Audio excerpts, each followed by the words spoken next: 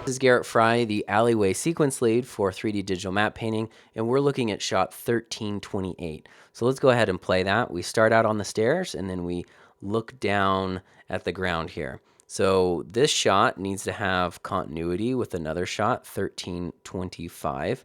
So look at both of those shots when you're planning out how to place your additions to these shots.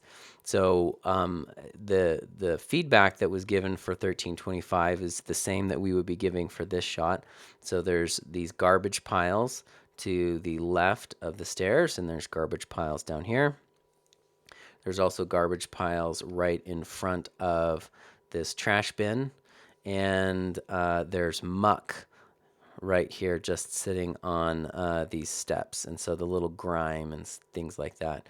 So if the grime is really specific, if it has a very unique pattern to it, then you're going to want to make sure that it's being conveyed in this shot as well. But you know, if it's a bit generic, then you can be a lot more loose about your continuity between them. Also, this area here and this area here, we're seeing these trash piles from completely different angles because 1325 is shot from this side, and now we're looking from over here, and the perspective on them and the placement of them have changed just a lot just by moving. So you have a little bit of flexibility or a little bit of leeway as to how much continuity you have. So you know, if you have something really distinct, like here's a white trash bag, and it's a white trash bag in 1325, and then in 1328 this becomes a black trash bag, that would be a big deal.